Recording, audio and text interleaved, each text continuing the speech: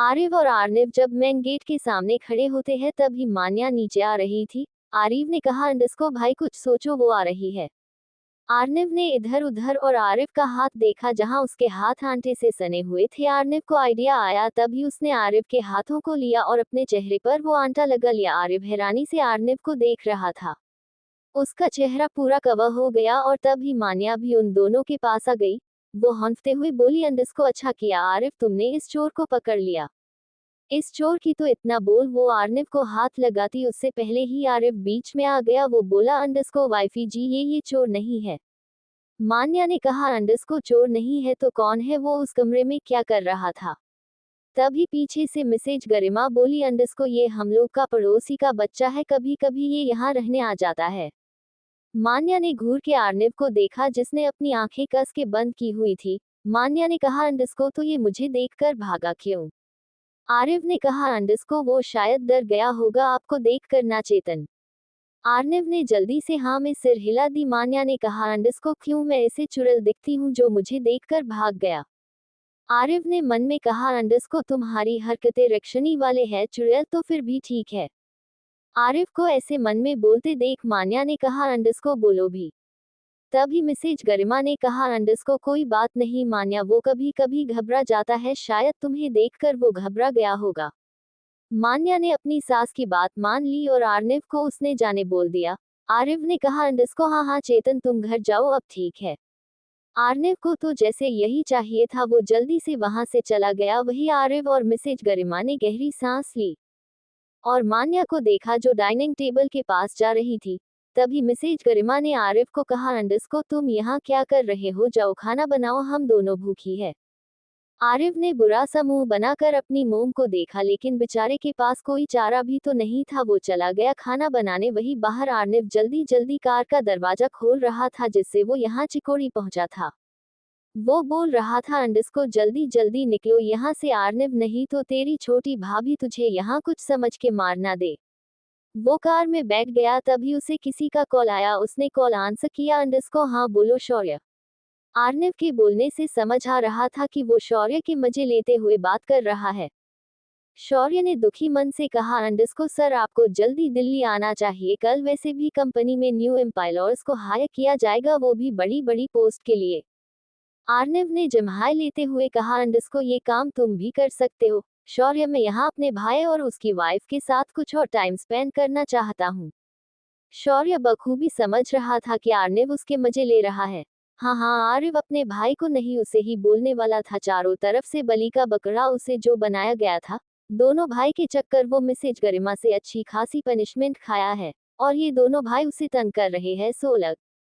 उसने एक ठंडी सांस भरी और बोला अंडस्को सर प्लीज कल आ जाओ मैं थोड़े दिन ये इंटरव्यू पोस्टपोन भी करवा सकता हूँ। आर्निव ने सीट बेल्ट लगाते हुए कहा अंडस्को तो पोस्टपोन कर दो। शौर्य को सच में मन कर रहा था आर्निव का सिर फोड़ दे। सीरियसली दोनों भाइयों को अपनी कंपनी की चिंता है ही नहीं। दोनों आराम से अपनी जिंदगी में मौज कर रहे हैं। माना कंपनी उनकी बहुत बड़ी है वो कुछ महीने काम नहीं भी करेंगे तो कंपनी की इकोनॉमी कुछ खास फर्क नहीं रह जाएगा। लेकिन ऐसे काम छोड़ के असिस्टेंट को काम करने देना ये कौन सी जस्टिस है। भाई इंसान वो भी है उन्हें भी आराम चाहिए लेकिन नहीं दोनों भाइयों ने तो उन्हें मशीन समझ रखा है। बेचारा शौर्य ये सब सोच ही रहा था कि आर्निव की फिर से आवाज आए अंडस्को क्या हुआ बोलो भी कुछ। आई नो तुम्हारे ऊपर अभी काम बहुत बढ़ गया। एक काम करना ये इंटरव्यू के बाद तुम एक हफ्ते की छुट्टी ले लेना और बोनस भी।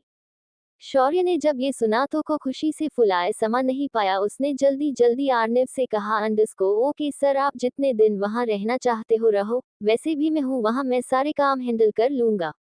आर्निव ने कहा अंडस्को नहीं नहीं 2 दिन बस वैसे भी मैं यहाँ ज्यादा दिन नहीं रहने वाला।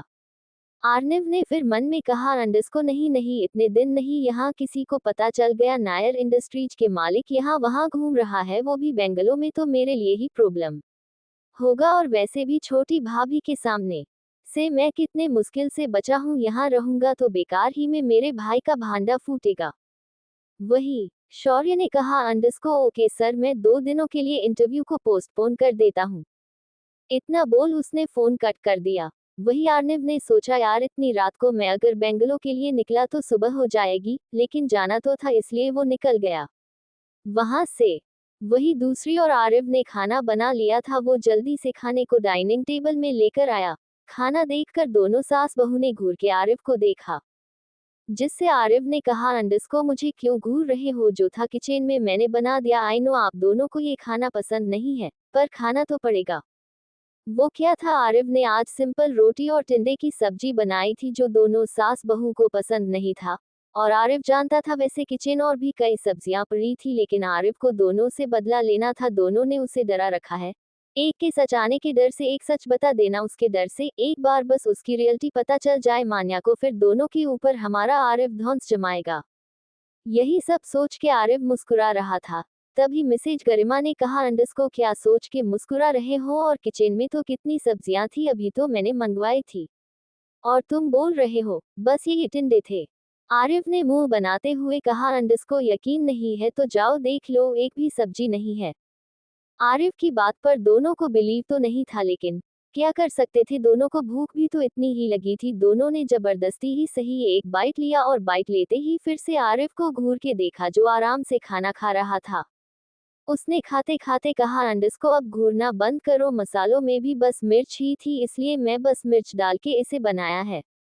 आरिफ की बात सुन दोनों को गुस्सा तो बहुत। मिसेज गरिमा तो उठ भी गई थी अपनी जगह से आरिफ को मारने के लिए, लेकिन मान्या ने मिसेज गरिमा को रोक लिया और मिसेज गरिमा को कहा, अंडस्को मोम छोड़ दो, इसे तो मैं सबक सिखाऊंगी। मिसेज गरिमा ने हाँ सिर हिलाया। तीनों ने जैसे तैसे खाना खा लिया। आरिफ मजे से उठा और कहा, अंडस्को मजा आ गया खाना खा के। तभी उसने दोनों सास बहू को देखा, जिनकी आंखें और मुंह पूरा लाल हो गया।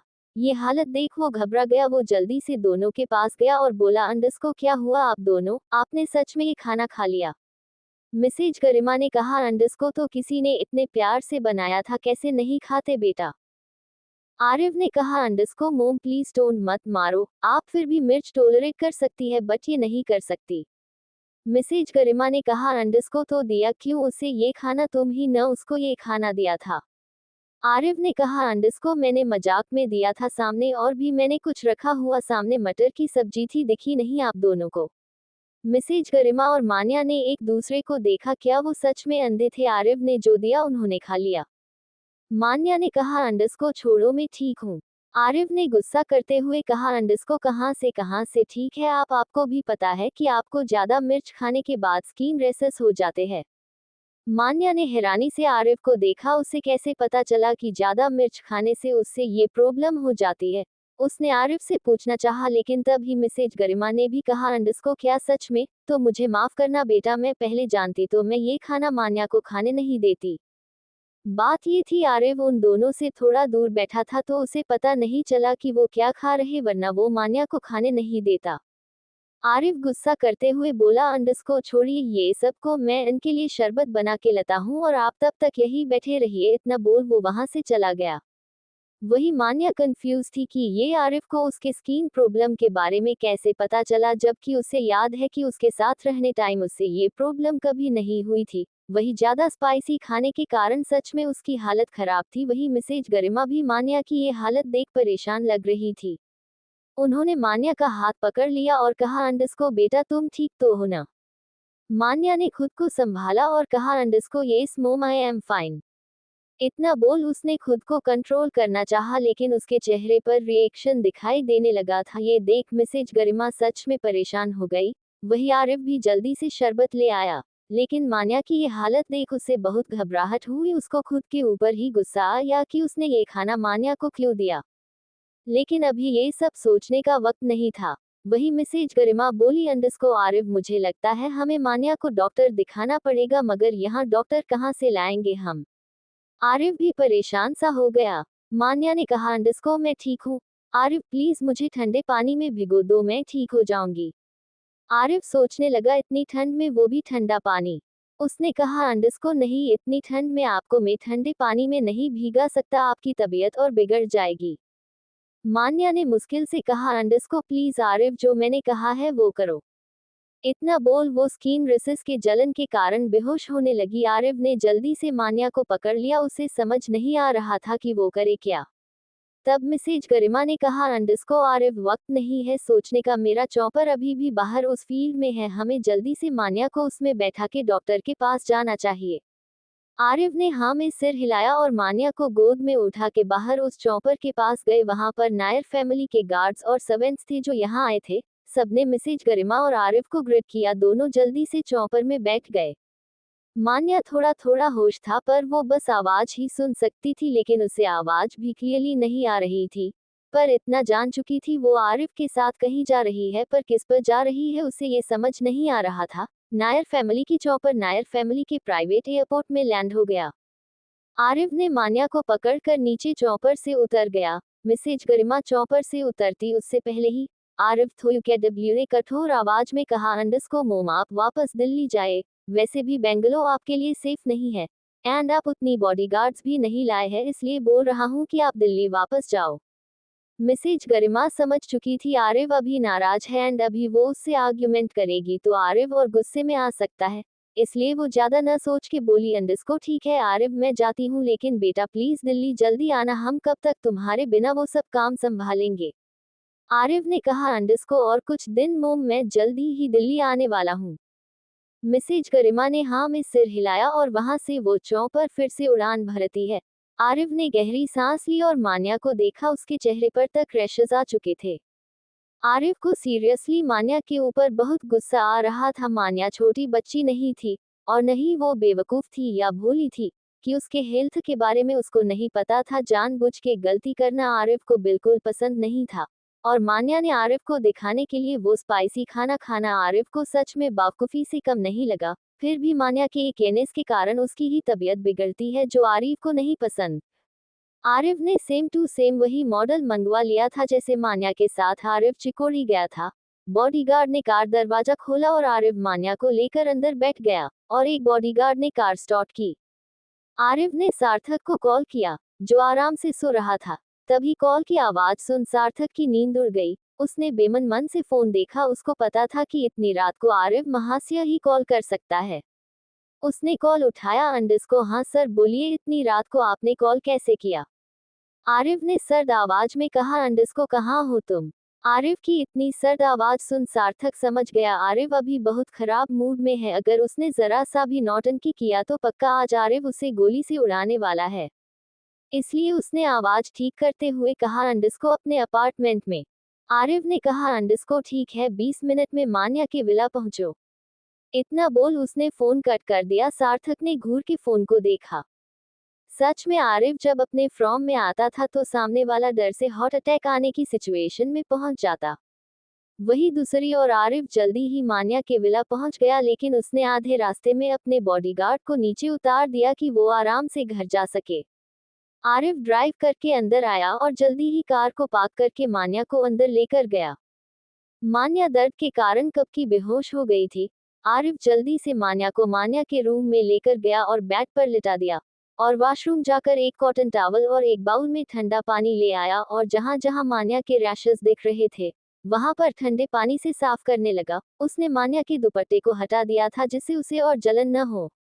वही सार्थक भी तब तक मान्या के विला पर पहुंच चुका था। वो जल्दी ही मान्या के कमरे की ओर गया जहां आरिफ मान्या के चेहरे को साफ कर रहा था। आरिफ ने सार्थक को देखा और कहा, अंडरस्को जल्दी आओ, चेक करो इसे। सार्थक ने हाँ में सिर हिलाया और जल्दी मान्या को चेक किया। फिर उसने अपना बैग खोल के कुछ इंजेक्शन तैयार किया और मान्या के बाजू में लगा दिया। उसने आरिफ से कहा, अंडरस्को वो ठीक है, अच्छा किया आप जल्दी से मुझे बुला लिया, वरना ये एलर्जी बहुत घातक साबित भी हो सकती थी। आरिफ जानता था वो कैसे भूल सकता था। उसे खुद के ऊपर भी गुस्सा आ रहा था कि क्यों उसने मान्या को वो खाने को दिया। पर उसे लगा मान्या नहीं खाएगी, पर उसने खा लिया उसे दिखाने के लिए। यही बात आरिफ को और गुस्सा दिला रही थी। उसने सार्थक को कहा, अंडरस्को तुम्हारा काम हो गया, न जाओ घर। सार्थक ने बुरा सा मुंह बना के आरिफ को देखा। सच में जब आरिफ गुस्से में होता तो कितना हार्टलेस हो जाता। बेचारा इतना दूर से आया, एक उसका बॉस है, थैंक यू तो दूर की बात है, ठीक से बात तक नहीं किया। सार्थक ने नमे सर हिलाया और आरिफ को एक एंटीबायोटिक देते हुए कहा कि अंडरस्को मैम को अगर इचिंग हो तो ये क्रीम लगा दीजिएगा। आरिफ ने कहा, अंडरस्को ठीक है, उस टेबल में रख दो। सार्थक ने बेड के पास वाले टेबल में रख दिया और वहां से चला गया। आरिफ बस मान्या को ही देख रहा था। पिछले बार ये अलर्जी 3 साल पहले हुई थी जब आरिव एक पार्टी को अटेंड कर रहा था, वहां पर मान्या भी आई थी। वो पार्टी किसी फिल्म की सक्सेस पार्टी, और वो सक्सेस पार्टी और किसी की नहीं, आरिव का छोटा भाई सात्विक की थी। तभी मान्या भी आई थी। आरिव को बाहरी दुनिया में कोई नहीं जानता था कि वो कौन है, लेकिन जो बड़े बड़े बिजनेसमैन थे वो जरूर जानते थे आरिव काम है। सात्विक भी मान्या की तरह एक बहुत बड़ा एक्टर था और उसके एक फिल्म की सक्सेस पार्टी के लिए बहुत से बिजनेसमैन और मॉडल, एक्टर, एक्ट्रेस आए थे और मान्या साउथ इंडस्ट्रीज की क्वीन थी। उसको न बुलाना बेवकूफ़ी ही मानी जाती। वैसे आरिफ को ऐसे पार्टीज पसंद नहीं थे, लेकिन अपने भाई की जिद के कारण उसे करना पड़ रहा था। वो आ तो गया था, लेकिन उस समय भी उसने अपनी पहचान छुपाई हुई थी। उसने एक अंग्रेज का भेष बना के पार्टी में एंटर किया था। इस रूप में कोई भी उसे पहचान नहीं पा रहा था। हाँ, एक हॉलीवुड हीरो जरूर लग रहा था। तभी सात्विक भी अपने भाई को ऐसे एक फॉरेनर बन के पार्टी में आए देख हैरान था। वैसे किसी को पता नहीं था कि सात्विक नायर फैमिली से बिलोंग करता है, क्योंकि नायर फैमिली बहुत ज्यादा प्राइवेट रहना ही पसंद करते हैं। उनके ऊपर कोई भी आर्टिकल कोई भी प्लेटफॉर्म में नहीं मिलती। अगर किसी ने उनके बारे में लिख भी देता था तो उसे जल्दी ही उस जगह से हटा दिया जाता था, क्योंकि नायर फैमिली ये सब चीजों के लिए बहुत स्ट्रिक्ट थी। वही पार्टी में आरिव ने जब मान्या को देखा तो हैरान रह गया। उसने सात्विक से साइड ले जाकर पूछा अंडस्को कि ये लड़की यहाँ क्या कर है। सात्विक हैरानी से आरिफ को देखा और पूछा अंडस्को, आप मान्या को जानते हो? आरिफ बोला, अंडस्को नहीं, बिल्कुल नहीं, मैं तो ऐसे ही पूछ रहा हूँ। सात्विक ने कहा, अंडस्को ये मान्या साउथ इंडस्ट्रीज की क्वीन, इसकी हर मूवी लगभग हिट जाती है, बहुत टैलेंटेड है, अपनी कंपनी भी अभी अभी खोली है इसने, 7-8 सालों में बहुत नाम बना लिया है इसने। मैं भी चाहता हूँ इनके साथ मैं काम करूँ। आरिफ घूर के अपने भाई के देख रहा था, क्योंकि सात्विक इतना खुश होकर मान्या की बातें कर रहा था जैसे कि सात्विक को उस पर क्रश हो। आरिफ ने कहा, अंडस्को वो सब तो ठीक है, तुम मुझे ये बता उसकी बात करते समय तुम इतना खुश क्यों हो रहा है? सात्विक ने जब ये सुना तो शर्मा गया। उसने कहा, अंडस्को भैया देखो ना, वो कितनी खूबसूरत है, ऊपर से उसका एटीट्यूड इससे भी ज्यादा घायल कर देने वाली लगती है, मुझे शायद उन पर क्रश ही गया है। आरिफ ने जब ये सुना तो हैरान रह गया। उसने घूर घूर सात्विक को देखा। रियली उसके ही सामने उसके ही होने वाली बीवी को वो अपना क्रश मानता है ना? ये नहीं हो सकता, उसे कुछ तो करना पड़ेगा। तभी सात्विक ने कहा, अंडस्को देखो भैया, वो आ रही है यहाँ पर। आरिफ ने भी देखा। सच में मान्या वही आ रही थी। उसके हाथ में रेड वाइन का ग्लास था और एक रेड कलर के ऑफ सोल्जर गाउन में वो बहुत खूबसूरत लग रही थी। आरिफ तो बस उसे ही देख रहा था, लेकिन मान्या हो कि किसी को भी भाव दे या किसी को भी देखे। वो सात्विक के पास आए और कांग्रेचुलेट करते हुए कहा, अंडस्को congratulations for your movie mister सात्विक। सात्विक भी जल्दी से मान्या से हाथ मिलाया। वो बिल्कुल किसी फैन की तरह बिहेव कर रहा था, जबकि वो मान्या से भी ज्यादा बड़ा एक्टर था। वो हॉलीवुड मूवी में भी जाना माना नाम था, लेकिन फिर भी वो मान्या का फैन था। सात्विक ने हाथ मिलाते हुए कहा, अंडस्को थैंक यू मिस मानिया। आरिफ घूर के उन दोनों को देख रहा था। उसने सात्विक के पीछे के कोट को इतने कस के पकड़ा था कि सात्विक को समझ आ गया आरिफ गुस्से में है, लेकिन वो गुस्से में क्यों है उसे समझ नहीं आ रहा था। फिर उसने मान्या को रोकते हुए कहा, अंडस्को मिस मान्या। मान्या रुक गई और सात्विक को देखने लगी। उसने कहा, अंडस्को जी मिस्टर सात्विक, कुछ कहना है आपको? सात्विक ने तिरछी नजरों से आरिफ को देखा, जिसका चेहरा गुस्से से तमतमा रहा था। वो समझ चुका था कि जो भी बात है मान्या से ही जुड़ा है। उसने कहा, अंडस्को ओ हाँ, आप इनसे तो मिली ही नहीं। मान्या ने सात्विक के बगल में देखा, जहां बहुत खूबसूरत आदमी खड़ा था, लेकिन मान्या को अपने चार्म से पिघलना मुमकिन ही नहीं, नामुमकिन है। हाँ, आरिफ फॉरेनर दिख रहा था और उसमें कोई शक नहीं था कि मान्या को लगा होगा कि सात्विक हॉलीवुड में का क्या चुका है, तो उसके कोई फॉरेनर दोस्त भी आए होंगे, तो उसे ज्यादा सोचने की जरूरत नहीं थी। मान्या ने तो आरिफ को ठीक से देखा भी नहीं। अगर देख लेती तो शायद मान्या को आरव और सात्विक के फेस पिक्चर में सिमिलरिटीज दिखाई देती, लेकिन उसे तो फर्क ही नहीं पड़ता। शायद कोई बाहर देश का प्रेसिडेंट भी मान्या के सामने आ जाता ना, तब भी मान्या का यही बिहेवियर रहता। वही मान्या सात्विक के आगे बोलने का वेट करने लगी। सात्विक ने कहा, अंडस्को इनसे मिलो, ये है मेरे बहुत अच्छे फ्रेंड्स। सात्विक आरिव नाम लेता उससे पहले ही आरिव ने सात्विक को कहानी मारी। सात्विक समझ गया कि आरिव नहीं चाहता कि मान्या के सामने वो उसका रियल नेम ले, इसलिए सात्विक ने झूठा खांसते हुए कहा, अंडस्को आरोन। मान्या ने बिना कोई भाव के आरिव को देखी और बोली, अंडस्को हेलो मिस्टर आरोन। आरिफ ने भी हेलो कह दिया। वो आगे कुछ कहता उससे पहले ही मान्या ने कहा अंडरस्को ओके मिस्टर सात्विक, मुझे अभी किसी और से भी मिलना है तो मैं चलती हूँ, एक्सक्यूज मी। आरिफ और सात्विक ने हैरानी से एक दूसरे को देखा। सच में मान्या क्या लड़की थी। दोनों ने सोचा भी नहीं था मान्या उन दोनों को ऐसे छोड़ के भी जा सकती है। आरिफ उसके पीछे पीछे गया। सात्विक ने आरिफ से पूछा भी अंडरस्को अरे भैया कहाँ जा रहे हो। आरिफ ने कहा अंडरस्को अपना काम करने, तुम भी अपना काम करो।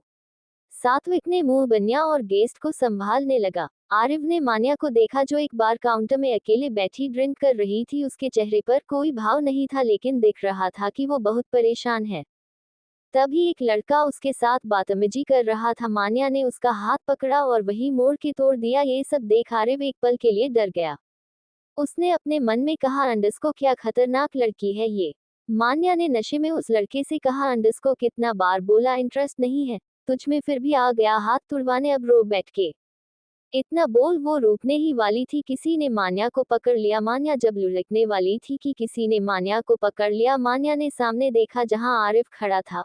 उसे देख मान्या को लगा फिर से वो बदतमीज आदमी है। उसने आरिफ के पेट में अपने घुटनों से वार किया और आरिफ संभल गया। उसने हैरानी से मान्या को देखा। मान्या ने आरिफ से खुद को छुड़ाते हुए कहा अंडरस्को छोड़ो मुझे वरना तुम्हारे साथ मैं वो हालत करूंगी जिसके बारे में तुमने सोचा भी नहीं होगा। आरिफ को सच में अभी मान्या को वही छोड़ के जाने का मन कर रहा था कि मान्या को वही छोड़ के चले जाए। लेकिन क्या करता, उसकी जिम्मेदारी जो उसने ली थी इस ढीठ लड़की का वही मान्या उसको कब से खुद चुरावा रही थी। उसने कहा अंडरस्को देखो छोड़ो मुझे नहीं तो मान्या मानन तुम्हें कुत्ते से बे। मान्या आगे कुछ कहती उससे पहले आरिफ ने उसके मुंह पर हाथ रख दिया और कहा अंडरस्को चुप हो जा मेरी माँ, मैं तुम्हारे साथ कुछ नहीं कर रहा हूँ, आप गिर रही थी इसलिए आपको बचा रहा था। मान्या ने घूर के आरिफ को देखा। सच में इस आदमी में इतने गट्स थे कि वो उसके मुंह को बंद कर सके। मान्या उसको आंखों से इशारा करती है कि उसका मुंह छोड़े। आरिफ ने मुंह छोड़ दिया और थोड़ा दूर बैठ गया। वही मान्या नशीली आंखों में उसे घूरे जा रही थी। उसने सोचा ये आदमी मुझसे दूर क्यों बैठा। उसने यही सोच के आरिफ को पास बुलाया। अंडरस्को है तुम इधर आओ। आरिफ को समझ नहीं आया कि ये क्यों अब बुला रही है, बेचारा यही सोच रहा था। मान्या ने फिर से कहा अंडरस्को मैंने कहा इधर आओ। आरिफ ने चुपचाप उसकी बात मान ली और उसके पास चला गया और उसके पास बैठ गया। मान्या ने उस बार काउंटर से कहा अंडरस्को एक सॉफ्ट ड्रिंक दो। आरिफ ने सोचा कि ये सॉफ्ट ड्रिंक किसके लिए मंगवा रही है। वो सोच ही रहा था कि वो ड्रिंक मान्या ने आरिफ को देते हुए कहा अंडरस्को पियो। आरिफ ने उस ड्रिंक को देखा, फिर मान्या को जो खुद ड्रिंक कर रही थी लेकिन आरिफ को सॉफ्ट ड्रिंक दे रही थी। सच में ये मान्या ने उसे समझा क्या था। उसने ज्यादा नहीं सोचा और मान्या के साथ वो सॉफ्ट ड्रिंक पीने लगा। वही दूसरी तरफ मान्या उसको बोली अंडरस्को टेस्ट कैसा है बच्चे।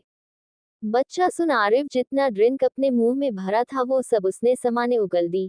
ये देख मान्या जल्दी से आरिफ को टिश्यू पेपर देते हुए कहा अंडरस्को अरे बच्चे ठीक से पियो। आरिफ हैरानी से मान्या को देख रहा था। सीरियसली मान्या ने उसको एक बच्चा कहा। वो कहाँ से बच्चा दिखता है, ऊपर से आरिफ मान्या से 3 साल बड़ा था और ये मान्या उसे बच्चा बोल रही है। नहीं नहीं वो ये नहीं बोल सकती। उसने जल्दी से मान्या को कहा अंडरस्को मैं कोई बच्चा नहीं हूँ। मान्या जो आरिफ को एक बच्चा समझ रही थी उसने ध्यान से आरिफ को देखा और आरिफ को धक्का देते हुए कहा अंडरस्को हाँ यार तुम बच्चे नहीं हो, कौन हो तुम। आरिफ हैरानी से मान्या को देख रहा था। यार ये लड़की चाहती क्या है, बार बार धक्का दे रही है। उसने कहा अंडरस्को मिस मान्या लगता है आपने कुछ ज्यादा ही ड्रिंक कर ली है। तभी मान्या मान्या नाम सुन और ज्यादा गुस्सा करते हुए कहा अंडरस्को नहीं हूँ मैं मान्या, यार तंग करके रखा, कैसी बेकार इंडस्ट्रीज है, मेरे दिमाग और खून दोनों चूस रहा है, मैं नहीं करना चाहती हूँ कुछ और। आरिफ समझ चुका है कि मान्या स्ट्रेस में है। हाँ होता है, फिल्म इंडस्ट्रीज में एक्टर लोग को इतना हैरेस किया जाता है कि वो बेचारे खुद को संभाल नहीं पाते और डिप्रेशन के शिकार होते हैं। और तभी मान्या के साथ ये हो रहा था कि उसे कोई भी मूवी नहीं मिल रही थी तो ये अंदर की बात, क्योंकि ये बात पब्लिक हुई नहीं थी। मान्या ने किसी बड़े प्रोड्यूसर का अच्छे से पोल खोल था मीडिया में, लेकिन यही कारण कि मान्या भी समझ चुकी थी कि उसके जो एजेंसी थे वो उसको कभी भी निकाल सकती थी, इसलिए उसने अपना कंपनी खोल लिया था। लेकिन कहीं से भी कोई मदद नहीं मिल रही थी। ये कहा जाए कि मान्या तब बहुत मुसीबत में थी तो ये बोलना गलत नहीं होगा। और उस समय अपने पापा आनंद मानन के कारण वो माफिया से भी ये काम का सॉल्यूशन नहीं निकाल सकती थी। तब वो इतनी पावर में नहीं आई थी कि वो खुद स्टेबलाइज करे। अपने दूसरे आइडेंटिटी को छुपाने के लिए मान्या ने खुद को इस इंडस्ट्रीज में झोंक तो दिया था, लेकिन यहाँ जो उसके साथ हो रहा था उसे वो बहुत परेशान थी। और ये बात आरिफ बेखूबी जानता था। उसे लगा था कि मान्या संभाल लेगी, लेकिन शायद मान्या को खुद को संभालने में प्रॉब्लम हो रही है। यही देख वो जल्दी से मान्या के पास गया और बोला, अंडस को मिस बैठ जाए, आपने बहुत ड्रिंक कर लिया। मान्या ने उसे देखा और कहा, अंडस को तुम क्यों मेरे पास बार बार आ रहे हो? देखो मुझे फॉरेनर में भी कोई इंटरेस्ट नहीं है, समझे? आरिफ ने चिढ़ के कहा, अंडस को हाँ हाँ, आपको तो यहाँ के साधु संत है उन पर इंटरेस्ट है। मान्या ने जब ये सुना तो खुशी से हंसते हुए बोली, अंडस को हाँ हाँ सही कहा यार, तुम तो बड़े काम के आदमी निकले, मुझे ऐसे दूल्हा दे दिया तुमने। अच्छा तुम ही मेरे लिए कोई साधु संत लेकर आना, मैं चाहती हूँ मेरा हस्बैंड सबसे यूनिक हो। आरिफ हैरानी से मान्या को देख रहा था, जैसे कह रहा हो क्या मास्टरपीस लड़की है। यहाँ सामने यंग चार्मिंग बैचलर खड़ा है और ये लड़की साधु संत से शादी करेगी। तभी मान्या ने कुछ सोची और बोली, अंडस को अरे रुको रुको रुको, साधु तो शादी ही नहीं करते, तो मैं अपना हस्बैंड किसको बनाऊंगी? आरिफ अब मान्या के बक से परेशान हो गया था। वो बोला, अंडस को अरे किसी से भी कर लेना, कोई पंडित से ही शादी कर लेना, उठा के लेकर आना अपने शादी में। आरिफ ने जब ये कहा तो मान्या को आइडिया बड़ा अच्छा लगा। उसने आरिफ को एक गाल में किस करते हुए कहा, अंडस को यार तुम बहुत अच्छा कहानी बनाते हो, मुझे पसंद आया, तुम मेरे कंपनी में एस राइटर हायर हो जाओ। मान्या की बात सुन आरिफ को लग रहा कि अब मान्या को चुप नहीं कराया न तो मान्या उसके कान खा जाएगी। कि अजीब बात थी, अभी मान्या को आरिफ का ज्यादा बोलना पसंद नहीं था, पर कभी जमाना था मान्या का ज्यादा बोलना आरिफ को टोलरेंट करना मुश्किल हो रहा था। मान्या ने आरिफ से पूछा, अंडस को अच्छा तुमने खाना खा लिया क्या? मैंने खाना ही नहीं खाया है। आरिफ ने कहा, अंडस को नहीं मैंने भी नहीं खाया है, मैं अभी ऑर्डर करता हूँ। वही वो कुछ ऑर्डर करने चला गया। वही एक कंपटीशन भी चल रहा था जहां मान्या को भी इंटरेस्ट लगा जाने का। वो कंपटीशन में चली गई। वहां वैसे एक चैलेंज चल रहा जहां कुछ लोग स्पाइसी ईटिंग चैलेंज था और कौन सबसे ज्यादा मिर्च खा सकता है उसे वहां के ओनर से 10 लाख रुपए दिए जा रहे थे। वहां कोई गरीब तो था नहीं, न किसी को पैसे की पड़ी थी, लेकिन इस चैलेंज और अमीरों को चैलेंजेस बहुत ज्यादा पसंद होती है। यही सोच के बहुत लोग गए, चैलेंज में भाग लिया, लेकिन किसी ने भी 2 मिर्ची से ज्यादा नहीं खा पाया। तब वहां एक एक्ट्रेस थी कीर्ति, जिसने मान्या को देखा, जिसे देख उसे बहुत ज्यादा जलन सी हुई। उसे वो बिल्कुल पसंद नहीं थी। उसे पता था अभी मान्या को अपनी कंपनी चलाने के लिए पैसे चाहिए। हाँ 10 लाख कम थे, लेकिन 10 करोड़ झूठी रयूमर किसी ने फैला दिया तो। वैसे भी वहां किसी को भी 10 करोड़ की भी जरूरत नहीं थी, लेकिन मान्या को थी। मान्या चाहे जितनी भी अमीर खानदान की हो, लेकिन वो अपने फैमिली का पैसा अपने न पता कब बंद हो जाए कंपनी में बिल्कुल नहीं थी। इसलिए वो कंपनी के लिए जहां से भी पैसा आए माना नहीं करने वाली थी। लेकिन मान्या को ये गेम में कोई इंटरेस्ट नहीं था, इसलिए वो जा ही रही थी। वो एक्ट्रेस कृति मान्या के पास आए और बोली, अंडस को हाय मान्या, बहुत कैसी हो, बहुत दिन बाद दिखी। मान्या पहले से नशे में थी, सामने कौन था उसे समझ नहीं आ रहा, लेकिन उसने बिना कहे जाने लगी। ये देख कृति को गुस्सा तो बहुत आया, लेकिन उसने मान्या को जाते हुए रोका और कहा, अंडस को मान्या तुम चैलेंज में भाग नहीं लोगी? वैसे तुम्हें तो चैलेंज पसंद है ना? मान्या ने कुछ नहीं कह और जाने लगी। तभी कृति ने आगे कहा, अंडस को अरे यार 10 करोड़ मिल रहे हैं, अपनी बंद होने वाली कंपनी को नहीं बचाओगी कुछ मिर्च खाकर? मान्या 10 करोड़ सोची और खुद से बोली, अंडस को 10 करोड़। फिर उसने ज्यादा नहीं सोचा और फिर से वहां से जाने लगी, लेकिन कृति हार कहाँ मानती। वो जानती थी सामने जो मिर्ची थी वो कोई आम मिर्ची नहीं थी, बल्कि होटेस पेपर था, जिसे कोई आदमी खा ले तो उसकी हालत बद से बदतर हो जाती थी। और मान्या को तो एलर्जी थी और मान्या अपनी हेल्थ अभी खराब नहीं कर सकती है, इसलिए वो जाने लगी। कृति ने फिर एक बार कहा, अंडस को क्या हुआ मान्या, तुम ये कर नहीं सकती? वैसे तो तुम बहुत बड़ी डींगे मारती हो कि ऐसी कोई चीज नहीं है जिसे तुम्हें करने से डर लगे। क्या एक मिर्ची खाने में तुम्हें डर लग रहा है? मान्या ने जब ये सुना तो उसे बहुत गुस्सा आया। कुछ भी अपने ऊपर ये डरपोक वाला टैग वो नहीं लगने दे सकती थी, चाहे सामने कुछ भी हो। उसने कृति को घूर के देखा और कहा, अंडस को तुम मुझे चैलेंज कर रही हो? कृति ने हाथ बांधे अपने एक लट घुमाते हुए कहा, अंडस को हाँ मैं तुम्हें चैलेंज कर रही हूँ। मान्या ने कहा, अंडस को ठीक है, मैं ये चैलेंज एक्सेप्ट करती हूँ। इतना बोल वो वहां चली जाती है। उसे पता था कि वो ये खाएगी तो उसका तबीयत खराब होगा, फिर वो चैलेंज एक्सेप्ट की। वही कृति तो खुश हो गई क्योंकि उसे इतना पता था कि मान्या जो इतनी बड़ी स्टार है वो ये सब करेगी तो उसे ट्रोल किया जाएगा, और इसमें कृति का बखूबी साथ देने वाली थी, ये बताने के लिए कि साउथ की सुपरस्टार मानिया को पैसों की इतनी जरूरत है अपनी कंपनी चलाने के लिए कि उसे ये चैलेंज करना पड़ रहा है। वही मान्या उस जगह बैठे थे। मान्या को देख सब हैरान थे कि वो वहां क्या कर रही है, लेकिन किसी से पूछा नहीं। वही मान्या ने बिना कोई भाव के उस रेड पेपर को देखा और बिना सोचे समझे खा लिया। सच में वो पेपर बहुत ज्यादा स्पाइसी था। मान्या खाती गई जब उस प्लेट में पेपर खत्म नहीं हो गया। थोड़ी देर बाद वो उस जगह से उठी और कृति को देखा जो बहुत खुश दिख रही थी। मान्या ने कहा, अगले बार से मुझे चैलेंज मत करना। कृति ने बस हाँ में सिर हिला दिया। वही मान्या का हाल बहुत खराब हो गया था, उसके पूरे शरीर में रेड रैशेज आ गए थे। वो जैसे तैसे वहां से निकली और फिर से बार काउंटर के पास गई। वही उसने जल्दी से बारटेंडर से बर्फ मांगी। बारटेंडर ने मान्या की ऐसी हालत देखी तो हैरान रह गया। उसने जल्दी आइस ट्यूबर दे दिया। वो किसी को कॉल करने लगा। वो क्लब वैसे भी नायर इंडस्ट्रीज के भीतर आती थी, इसलिए वो सात्विक को कॉल कर रहा था कि यहाँ बहुत इमरजेंसी है। वो कॉल किया था कि वहां आरिफ पहुंच गया, और मान्या की ऐसी हालत देखकर उसको गुस्सा आने लगा। उसने बारटेंडर को देखा जो फोन कर रहा। उसने जल्दी से उस बारटेंडर का कॉलर पकड़ लिया और पूछा, अंडस्को क्या किया तुमने मान्या के साथ? बारटेंडर डर गया, वो कुछ बोल पता उसे पहले ही वहां सात्विक पहुंचा और अपने भाई को बारटेंडर को पकड़े देख बोला, अंडस्को भैया ये आप क्या कर रहे हो? मान्या की ये हालत देख आरिफ को बहुत गुस्सा आया। वो जल्दी से उस बारटेंडर के पास गया और उसका कॉलर पकड़ते हुए कहा, अंडस्को क्या किया तुमने मान्या के साथ? वो बारटेंडर फोन पकड़े हुए थे और ऐसे किसी के अटैक से वो डर गया। उसने आरिफ को समझानी चाहिए थी कि आरिफ का छोटा भाई सात्विक वहां पहुंच गया और बोला, अंडस्को भाई ये आप क्या कर रहे हो? आरिफ ने उस तरफ देखा जहां सात्विक खड़ा था। आरिफ ने उसे देख कहा, अंडस्को सात्विक जल्दी से एम्बुलेंस को कॉल करो। इतना बोल वो मान्या के पास चला गया उसे संभालने। वही सात्विक ने जब मान्या को देखा तो हैरान रह गया। वो जल्दी से उन दोनों के पास गया और बोला, अंडस्को भैया ये मिस मान्या को क्या हुआ? आरिफ ने कहा, अंडस्को ये सब बातें करने का टाइम नहीं है, जल्दी से एम्बुलेंस को कॉल करो। सात्विक ने हाँ में सिर हिलाया और जल्दी से एम्बुलेंस को बुलवा लिया।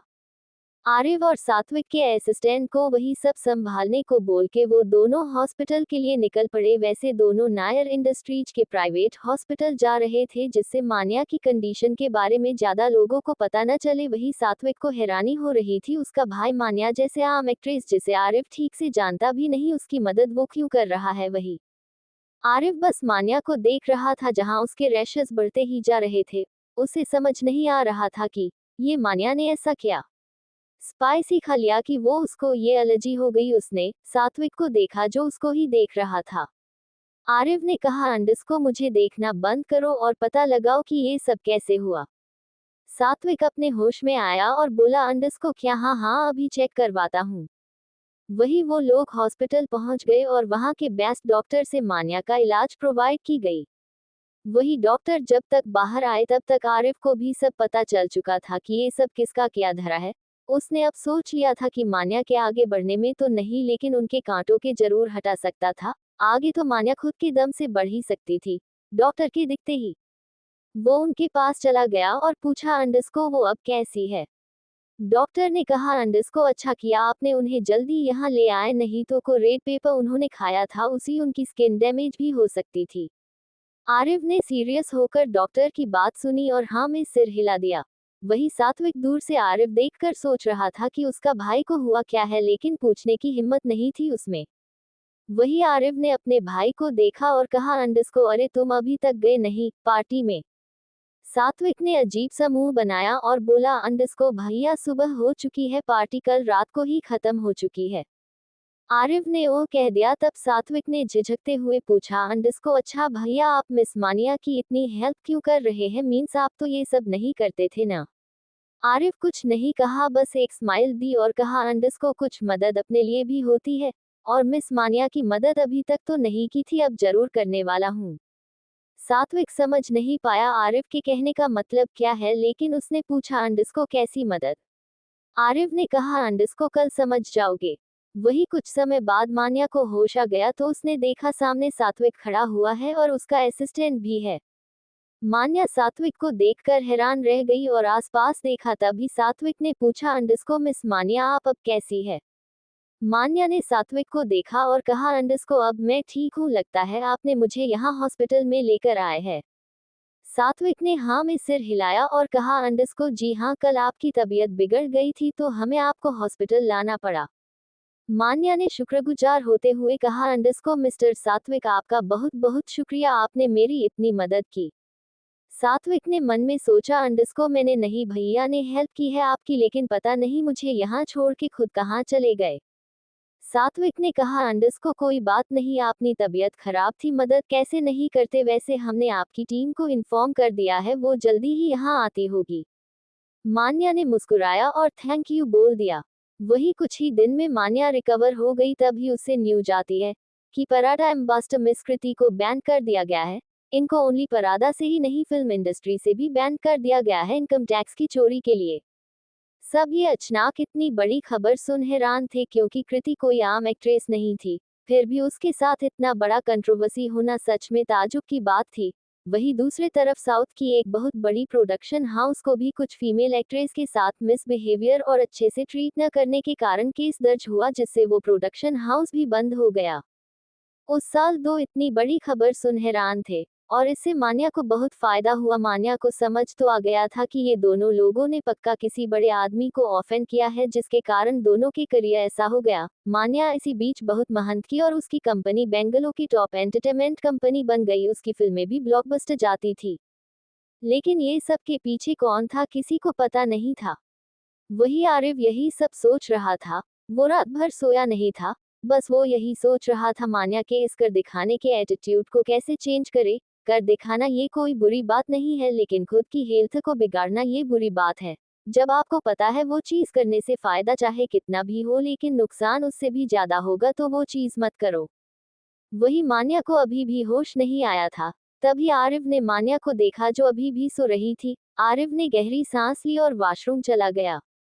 वही दूसरी तरफ माही को फिर से युवराज ने जल्दी उठा दिया था और खुद आराम से सो रहा था, जिसे माही घूर के देख रही थी। उसने गहरी सांस ली और माही बाहर चली गई, और सामने देखा तो उसके चेहरे पर तिरछी मुस्कान आ गई, क्योंकि सामने उसने मिस रुपेन की जो हालत की थी, उसे देख किसी को भी नहीं लगेगा कि सामने मिस रुपेन है। बेचारी शायद आधी नींद में थी और सीधी खड़ी भी नहीं हो पा रही थी, और उसके आंखों के नीचे बड़े बड़े डार्क सर्कल दिखाई दे रहा था, जिससे समझ आ गया था कि ये 2 दिन में माही की तो नहीं, लेकिन मिस रुपेन की अच्छी से क्लास लगी है। वही माही उछलते कूदते आए और बोली, अंडस्को मिस रुपेन। मिस रुपेन जो सोने की कोशिश कर रही थी, माही के चिल्लाने से फिर से जाग गई और बोली, अंडस्को हाँ। माही ने अफसोस जाहिर करते हुए कहा, अंडस्को मिस रुपेन क्या आप सो रही थी? मिस रुपेन ने माही को ऐसे देखा जैसे कह रही हो, सोने तुम देती भी जब से मेरी जिंदगी में आए हो, शनि ग्रह की तरह मेरे सर में मंडरा रही हो, क्यों छोड़ नहीं देती मेरा पीछा? माही मिस रुपेन का चेहरा देखकर ही समझ गई कि वो क्या सोच रही है। वो बोली, अंडस्को अरे मुझे पता है आप क्या सोच रही है, कि मैं आपका पीछा छोड़ क्यों नहीं रही, सब कुछ आने के बावजूद वो क्या है ना, मुझे इतने सालों से कोई खिलौना नहीं मिला। पता है जहां मैं पहले रहती थी वहां उन लोगों के साथ भी मैंने ज्यादा कुछ नहीं किया। वो तो तुम उन लोगों को जब देखोगी तो जान जाओगी, लेकिन मिस रुपेन आपको पता है मैंने आपको यहाँ इसलिए भी रोक के रखा क्योंकि मेरे जो अब्दुल हस्बैंड है ना, जो मुझे माप तौल के भी भाव नहीं देते, वो मुझे भाव दे, इसलिए मैंने तुम्हें यहाँ रखा, क्योंकि तुम्हारे कारण वो मुझ पर ध्यान तो दे रहे हैं। और देखिए मिस रुपेन, मैं अपने हस्बैंड की अटेंशन के लिए इतना सब कुछ कर रही हूँ, आप मेरी मदद के लिए इतना नहीं कर सकती। ये सब सुन मिस रुपेन सोच रही थी, मेरे सामने कितना ज्यादा बात करती है ये लड़की, लेकिन किसी और के सामने सती सावित्री बनी रहती है। क्या ही बोला जाए, आजकल जमाना को सबने ही मुखौटा पहना रखा है। वही माही ने पूछा, अंडस्को वैसे मिस रुपेन आज क्या सिखाएंगी आप मुझे? वही तो मैं भी सोच रही हूँ, मिस रुपेन ने अपने मन में कहा। वही माही ने फिर से कहा, अंडस्को मिस रुपेन बोलिए ना। मिस रुपेन ने कहा, अंडस्को आज हम डांस की प्रैक्टिस करेंगे। माही ने डांस सुना तो चुप हो गई। वो जल्दी से बोली, अंडस्को नहीं नहीं, डांस क्यों सीखेंगे, कोई डांस कंपटीशन थोड़ी ना है। मिस रुपेन ने कहा, अंडस्को ऐसे हाई स्टैंडर्ड फैमिली में डांस को बहुत अहम माना जाता है, तो आपको डांस सीखना पड़ेगा। माही ने कहा, अंडस्को अरे यार तुम्हें मैं क्या बोलूं, वो मेरा और डांस से एक पंगा है। मिस रुपेन को समझ नहीं आया, वो बोली, अंडस्को कैसा पंगा मिस यजमानन। माही ने कहा, अंडस्को मुझे डांस नहीं आता। मिस रुपेन ये सुनकर जितना खुश हुई उतना खुश वो अपनी रिजल्ट में फर्स्ट आने में भी नहीं हुई होगी, क्योंकि जितना कुछ उन्होंने माही को सीखनी चाहिए वो सब माही को आता था, इसलिए उन्होंने ने भी सोच लिया था कि उन्हें ये काम धाम छोड़ के हिमालय की पहाड़ी में चले जाना चाहिए। सच में एक लड़की इतना सब कुछ कैसे जानती थी, लेकिन फाइनली उनको एक चीज मिली है सिखाने को, और वो ये अपॉर्चुनिटी नहीं खोने वाली। उन्होंने खांसने की आवाज निकली और कहा, अंडस्को कोई बात नहीं मिस यजमानन, मैं आपको बहुत हल्के स्टेप से डांस की प्रैक्टिस करवा दूंगी। इसके लिए आपको कुछ एक्सरसाइज करना होगा। माही ने गहरी सांस ली और अपने मन में कहा, अंडस्को यार अब इसे क्या बोलूं, ये बंदी तो खुश हो रही है कि मुझे एक चीज नहीं आती जो इसे आती है, जो मुझे सिखा सकती है, लेकिन मुझे ये सो कॉल्ड अमीरों वाला डांस नहीं करना, इसलिए मैंने इसे माना किया। उसने कोई न्यू आइडिया लगाया ही था कि पीछे से एक कड़क आवाज आए, अंडस्को लगता है मैडम को बस अपने कंपटीशन की टेंशन है, घर के कामों की नहीं। ये किसी और की नहीं, माया की आवाज थी, जो 2 दिन माही की ये नौटंकी से परेशान हो चुकी थी। लेकिन युवराज के कारण वो चुप थी, वरना कब का माही को कुछ न कुछ सुना चुकी होती। वही माही माया का आवाज सुना तो एक पल के लिए उसे गुस्सा आया, फिर भी उसने खुद को कंट्रोल करते हुए डरते हुए पीछे मुड़ी। वही मिस रुपेन ने माया को ग्रीट किया और कहा, अंडस्को मिस यजमानन। माया ने हाँ में सिर हिला दिया, भाई दिखाना भी तो है कि उसके अंदर कितना एटीट्यूड है। वही माया ने फिर से माही से कहा, अंडस्को बोलो माही, तुम यहाँ बस अपने कंपटीशन में ही ध्यान देना चाहती हो कि घर के कामों के लिए भी तुम्हें वक्त है। माही को कहने का मन था कि घर का काम तू कर, मुझे मेरे पति के साथ अकेले छोड़ दे, लेकिन क्या करे, वो भी ये डायन भी 24 आवर उसके पीछे पड़ी रहती है। उसने तब भी कहा, अंडस्को माँ जी वो कंपटीशन पास आ रहा है, और अभी मुझे लगता है घर के रेप्यूटेशन को बचाने के लिए मुझे ये सब करना सीखना चाहिए। माया ने हाँ में सिर हिलाया, अंडस्को तो तुमने कुछ सीखा? माया ने संदेह करते हुए पूछा। माही ने बस जी कह दिया। माया ने कहा, अंडस्को तो बताओ क्या क्या सीखा तुमने? माही उसको दिखाना बिल्कुल भी नहीं चाहती, उसको अगर उसकी नजर लग गई तो, इसलिए उसने एक आइडिया आया और उसके चेहरे पर न दिखने वाली डेविल स्माइल आ गई। मान्या की ये हालत देख आरिफ को बहुत गुस्सा आया, वो जल्दी से उस बारटेंडर के पास गया और उसका कॉलर पकड़ते हुए कहा, अंडस्को क्या किया तुमने मान्या के साथ? वो बारटेंडर फोन पकड़े हुए थे और ऐसे किसी के अटैक से वो डर गया। उसने आरिफ को समझानी चाहिए थी कि आरिफ का छोटा भाई सात्विक वहां पहुंच गया और बोला, अंडस्को भाई ये आप क्या कर रहे हो? आरिफ ने उस तरफ देखा जहां सात्विक खड़ा था। आरिफ ने उसे देख कहा, अंडस्को सात्विक जल्दी से एम्बुलेंस को कॉल करो। इतना बोल वो मान्या के पास चला गया उसे संभालने। वही सात्विक ने जब मान्या को देखा तो हैरान रह गया। वो जल्दी से उन दोनों के पास गया और बोला, अंडस्को भैया ये मिस मान्या को क्या हुआ? आरिफ ने कहा, अंडस्को ये सब बातें करने का टाइम नहीं है, जल्दी से एम्बुलेंस को कॉल करो। सात्विक ने हाँ में सिर हिलाया और जल्दी से एम्बुलेंस को बुलवा लिया। आरिफ और सात्विक के असिस्टेंट को वही सब संभालने को बोल के वो दोनों हॉस्पिटल के लिए निकल पड़े। वैसे दोनों नायर इंडस्ट्रीज के प्राइवेट हॉस्पिटल जा रहे थे, जिससे मान्या की कंडीशन के बारे में ज्यादा लोगों को पता न चले। वही सात्विक को हैरानी हो रही थी, उसका भाई मान्या जैसे आम एक्ट्रेस जिसे आरिफ ठीक से जानता भी नहीं, उसकी मदद वो क्यों कर रहा है? वही आरिफ बस मान्या को देख रहा था जहां उसके रैशेस बढ़ते ही जा रहे थे।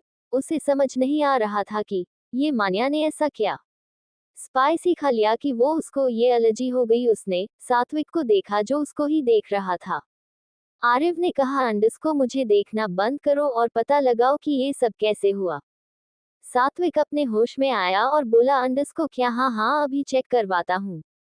वही वो लोग हॉस्पिटल पहुंच गए और वहां के बेस्ट डॉक्टर से मान्या का इलाज प्रोवाइड की गई। वही डॉक्टर जब तक बाहर आए तब तक आरिफ को भी सब पता चल चुका था कि ये सब किसका क्या धरा है। उसने अब सोच लिया था कि मान्या के आगे बढ़ने में तो नहीं, लेकिन उनके कांटों के जरूर हटा सकता था। आगे तो मान्या खुद के दम से बढ़ ही सकती थी। डॉक्टर के दिखते ही वो उनके पास चला गया और पूछा, अंडस्को वो अब कैसी है? डॉक्टर ने कहा, अंडस्को अच्छा किया आपने उन्हें जल्दी यहाँ ले आए, नहीं तो को रेड पेपर उन्होंने खाया था उसी उनकी स्किन डैमेज भी हो सकती थी। आरिफ ने सीरियस होकर डॉक्टर की बात सुनी और हाँ में सिर हिला दिया। वही सात्विक दूर से आरिफ देखकर सोच रहा था कि उसका भाई को हुआ क्या है, लेकिन पूछने की हिम्मत नहीं थी उसमें। वही आरिफ ने अपने भाई को देखा और कहा, अंडस्को अरे तुम अभी तक गए नहीं पार्टी में। सात्विक ने अजीब सा मुंह बनाया और बोला, अंडस्को भैया सुबह हो चुकी है, पार्टी कल रात को ही खत्म हो चुकी है। आरिफ ने ओ कह दिया। तब सात्विक ने झिझकते हुए पूछा, अंडस्को अच्छा भैया आप मिस मानिया की इतनी हेल्प क्यों कर रहे हैं, मीन्स आप तो ये सब नहीं करते थे ना। आरिफ कुछ नहीं कहा, बस एक स्माइल दी और कहा, अंडस्को कुछ मदद अपने लिए भी होती है, और मिस मानिया की मदद अभी तक तो नहीं की थी, अब जरूर करने वाला हूँ। सात्विक समझ नहीं पाया आरिफ के कहने का मतलब क्या है, लेकिन उसने पूछा, अंडस्को कैसी मदद। आरिफ ने कहा, अंडस्को कल समझ जाओगे। वही कुछ समय बाद मान्या को होश आ गया तो उसने देखा सामने सात्विक खड़ा हुआ है और उसका असिस्टेंट भी है।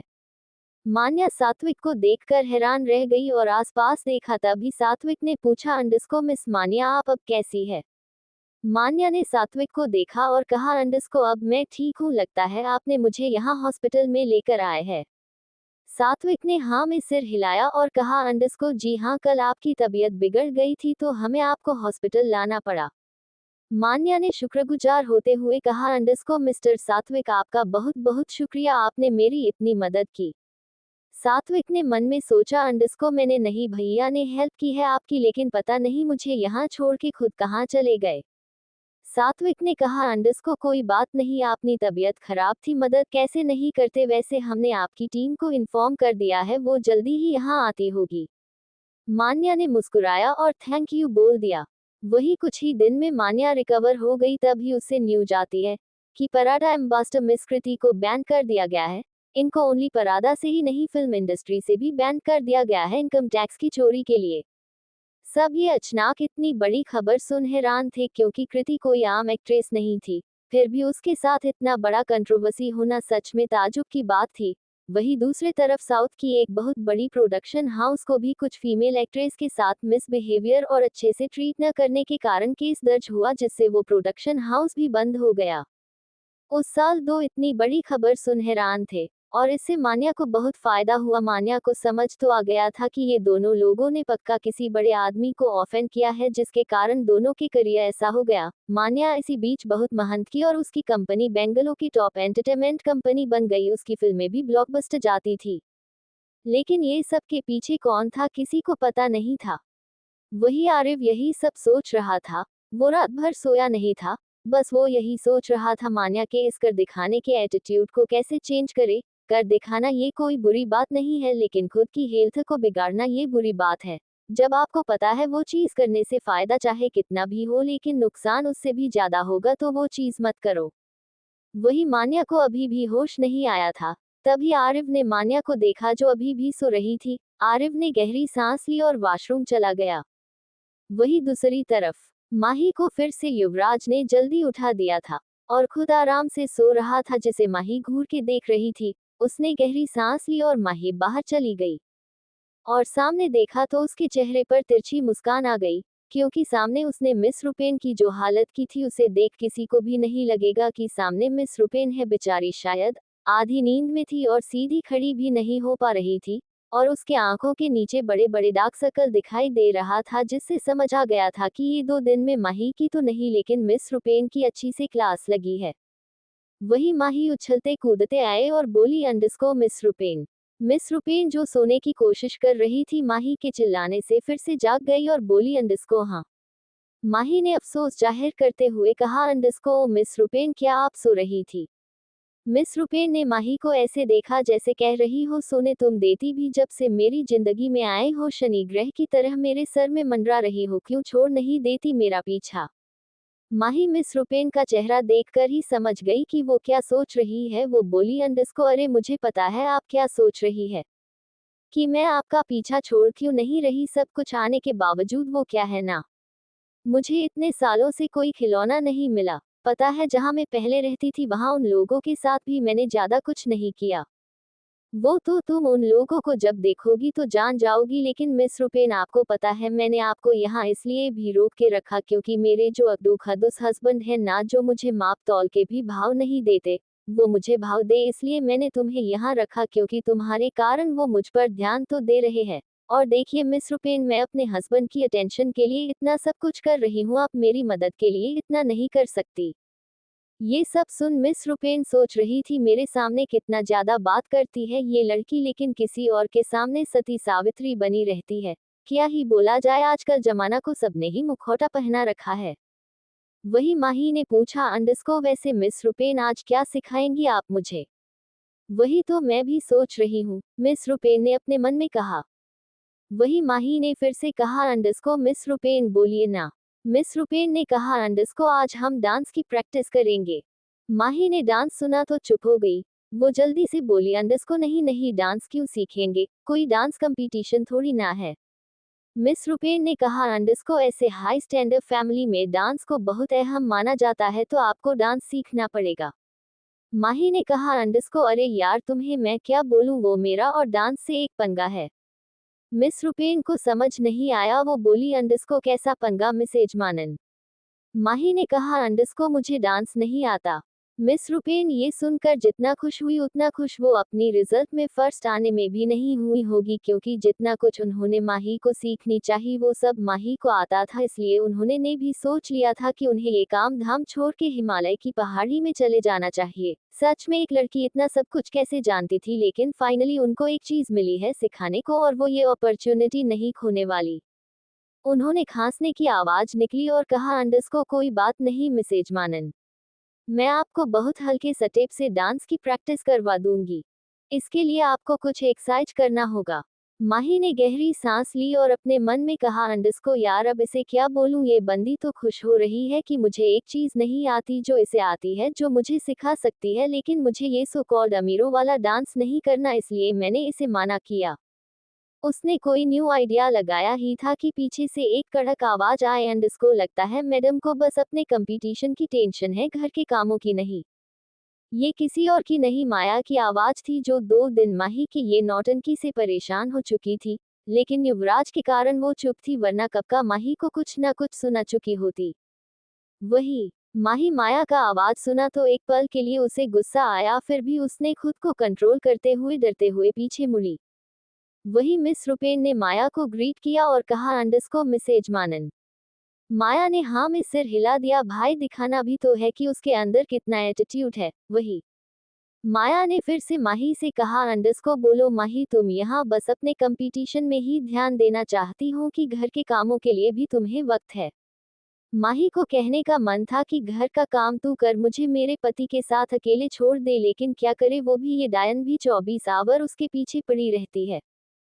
उसने तब भी कहा, अंडस्को माँ जी वो कंपटीशन पास आ रहा है, और अभी मुझे लगता है घर के रेप्यूटेशन को बचाने के लिए मुझे ये सब करना सीखना चाहिए। माया ने हाँ में सिर हिलाया, अंडस्को तो तुमने कुछ सीखा? माया ने संदेह करते हुए पूछा। माही ने बस जी कह दिया।